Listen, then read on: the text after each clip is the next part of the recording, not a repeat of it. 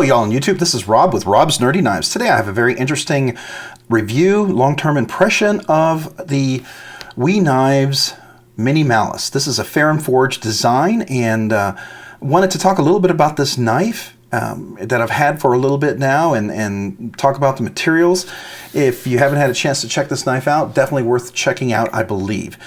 This knife came with the blue stonewashed titanium handles. You can see it's really a kind of a beautiful, reflective kind of a design. I really like that. It's just very unique.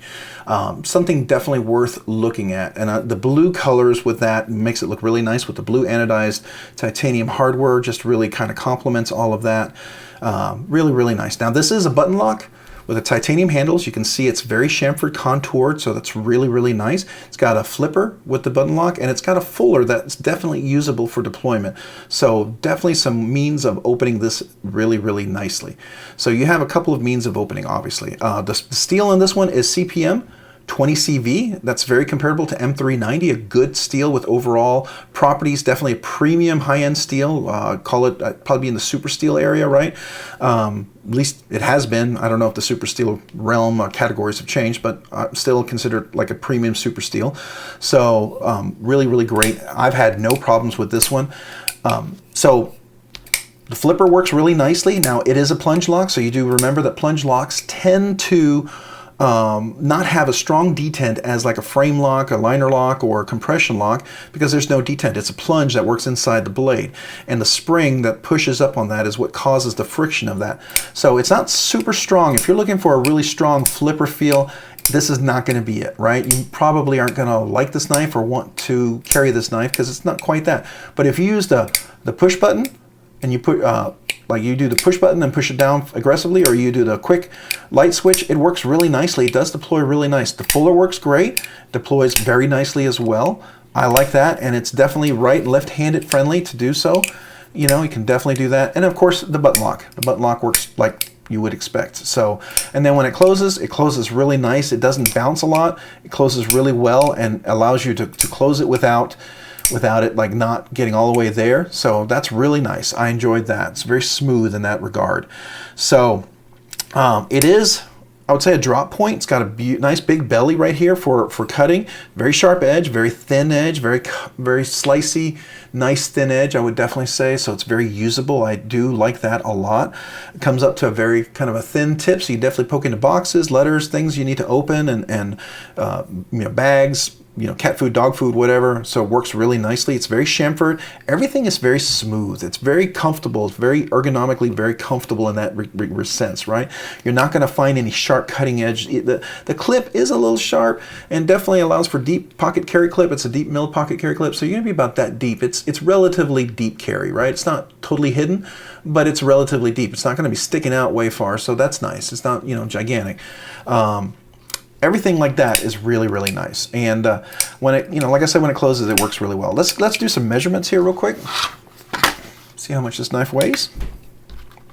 All right, so that knife is, oops, well, we're in grams. When did that change? Units, here we are.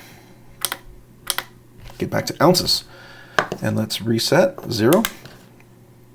Oh, I don't know. I guess I did I set a timer. I need to turn that off so it doesn't accidentally distract us. All right, so there we go. Let's go ahead and do a measurement.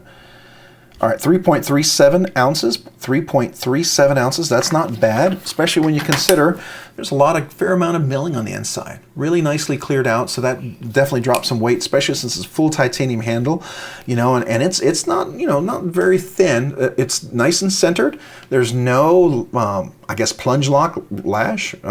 Can't call it detent lash. It's in there, but relatively solid, and it's not any blade rock, which is really nice for a button lock. Sometimes you have that rock because of the way the plunge lock works.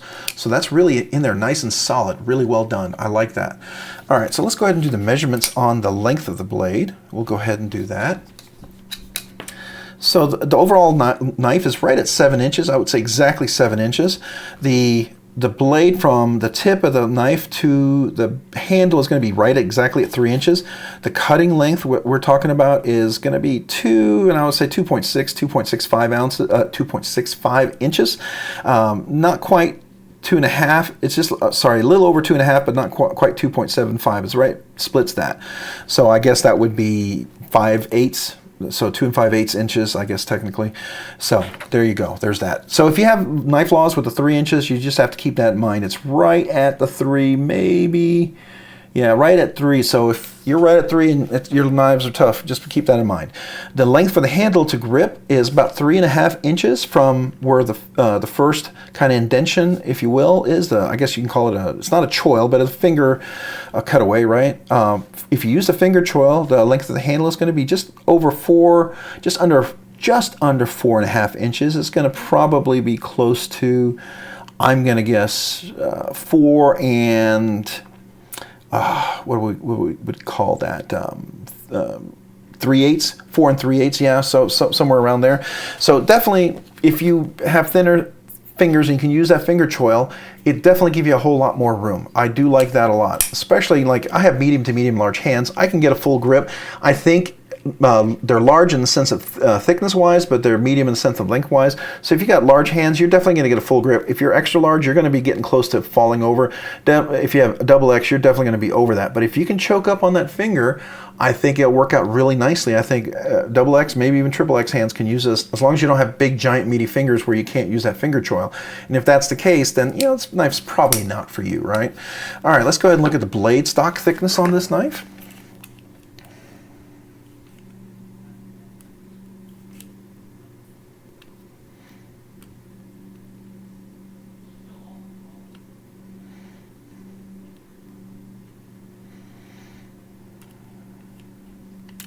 Okay, we're not zeroing out. I don't know what's going on here. I've had that issue before, and I thought I fixed that. There we go. All right, so let's see where we're at.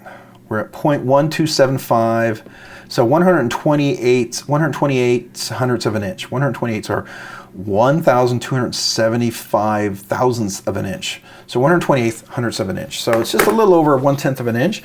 Not bad as far as blade thickness. Like I said, it's a flat grind. It goes flat all the way up to here, then it stops right here where you've got the fuller, I can't really call it a spidey hole. It is a hole, but it's not all the way through. It's just kind of a mesh window. Maybe look like some windows in a cockpit or airplane, I guess. But very thin edge, really nice there.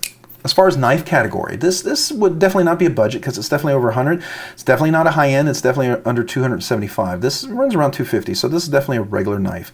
Highly recommend this knife for that budget. I think the quality and the materials, everything on this being a Ferrum Forge design is really nice. I think it's worthwhile. I do. I like this a lot. What's the purpose? For me, the purpose of this knife is going to be EDC, everyday carry. It is not really meant to cut wood and cut trees down or axe branches and cut metal wires and what have you. I mean, I guess you could do that if you wanted to do that. That's not what I do with 95% of my knives, probably 98%, maybe even 99%. I have a Tactile Knife Co. Dread Eye that I use, a fixed blade. That's the one I would use for all of that. Or I would use a bandsaw, or I would use a pry bar, or I'd use something else, right? But this knife here, for everyday purpose of cutting boxes, letters, envelopes, packages, cutting various things that I need to get in and out of, this knife works very well, very flawlessly. I highly recommend this knife. I think it's going to be great. Very compact and very nice design. So it could be used, carry to church, work, business. It looks really nice enough, I think, for that. So what about the ergos in the feel? The ergos in the feel are outstanding as far as I'm concerned. The shape, the contouring of the handles all the way around, all the smoothness of any edges, even this clip, even though, it does have feels like a sharp edge, it doesn't dig into the way I carry the knife and the way I hold a knife. It doesn't have a hot spot. So I like that a lot. It feels very comfortable. I can do a squeeze test and it won't hurt, right?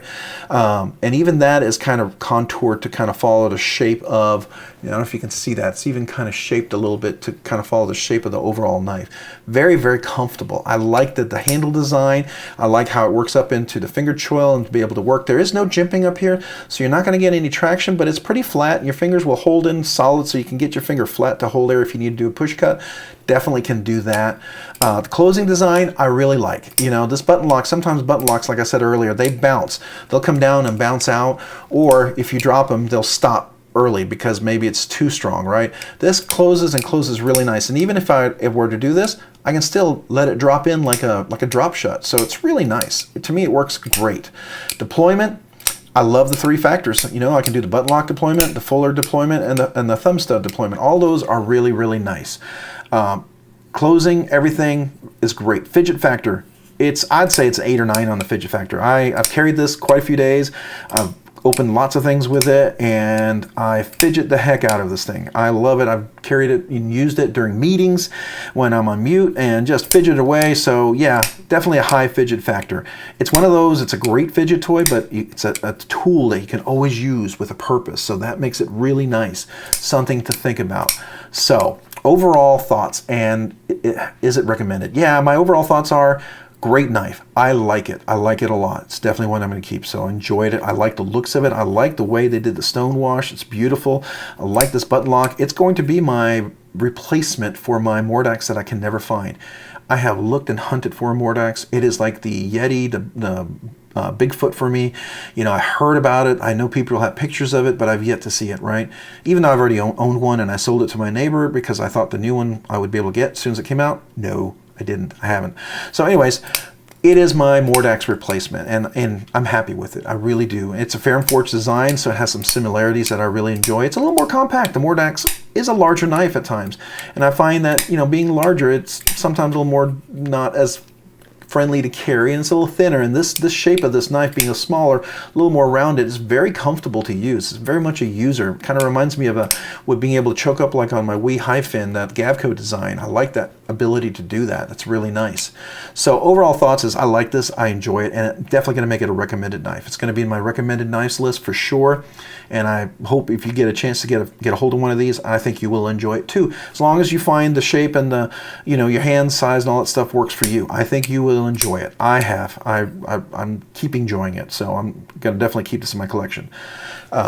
If you have any comments or questions, feel free to leave those down below. I would love to hear from you. Any ideas, any questions, I will try to answer them. If you have any thoughts for new videos or this video or reviews, I'm always learning, trying to improve these, so please feel free to leave that. And if you find this content fun, interesting, or worthwhile, would you please consider liking this video? And if you've already subscribed, if you've liked or you haven't subscribed, would you consider subscribing to my content? I would really appreciate that. And for those of you who have subscribed already, would you consider hitting that notification button so you can be informed or be notified of upcoming content that I will be releasing? And if you haven't checked me out yet, would you mind checking me out on Instagram at robs_nerdy_knives? Again, that's on Instagram at robs_nerdy_knives. Thanks so much for watching today. Have a great day and a great week. Bye.